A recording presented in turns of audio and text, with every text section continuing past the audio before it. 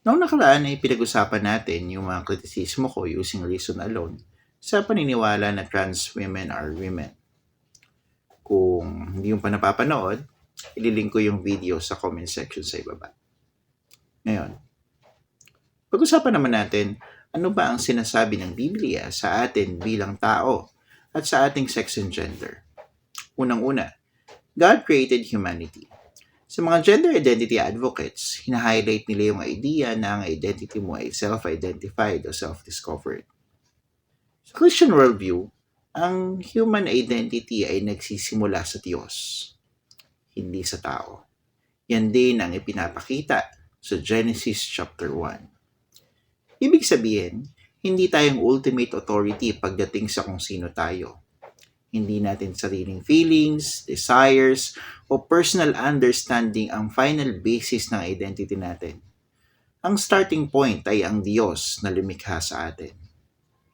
Dahil siya ang lumikha, siya ang may authority na magsabi kung sino tayo at paano tayo dapat mabuhay.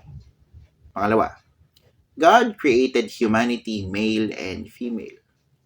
Ang pagiging lalaki at babae ay hindi social construct. Parte na ito ng original na disenyo ng Diyos sa tao.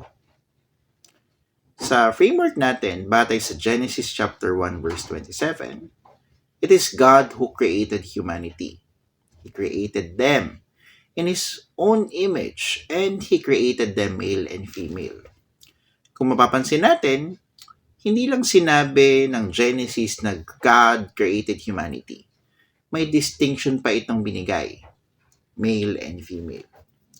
Kaya ang pagiging babae at lalaki ay hindi accidental o irrelevant na feature lang ng tao. Bahagi ito ng kung paano inilarawan ng Diyos ang kanyang nilikhang humanity.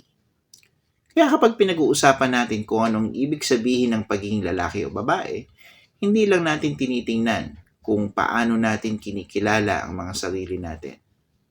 Tinitingnan din natin kung paano tayo nilikha ng Diyos. Ang pinakamalalim na identity natin ay sa Diyos mismo nanggagaling. Kaya sa Christian worldview, hindi natin maaaring ihiwalay ang katawan natin sa kung sino tayo bilang tao. At dito pumapasok yung pangatlong punto natin.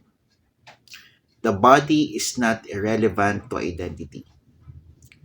Para sa maraming gender identity advocates, ang pangunahing identifier ng gender identity ay kung paano mo kinikilala o nararanasan ang sarili mo.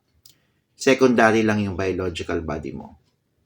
Sa Christian worldview, hindi ganito.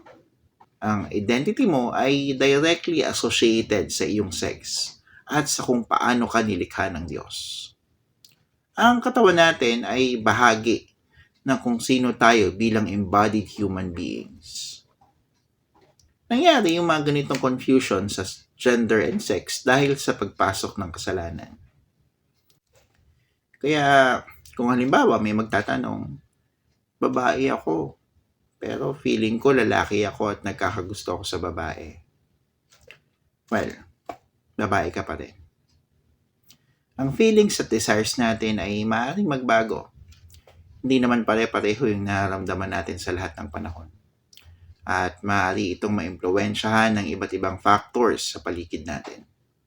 Pero hindi natin maaaring gawing ultimate basis ng identity natin yung mga nagbabagong feelings natin. Sa Christian worldview, ang pagkakakilanlan natin ay hindi natin nadidiscover simply by just looking inward. Nauunawaan natin kung sino tayo sa pamamagitan ng pagbalik sa Diyos na lumikha sa atin. Iginagalang ko po ang dignidad ng lahat ng tao, kahit ano pa man ang tingin mo sa iyong sarili. Dahil lahat tayo ay nilikha ng Diyos ayon sa kanyang larawan at lahat tayo ay may pantay na dignidad.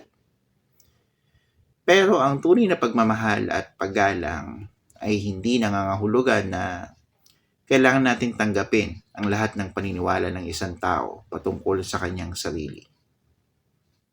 Ang tunay na pagmamahal ay nangangahulugan din ng pagsasabi ng katotohanan.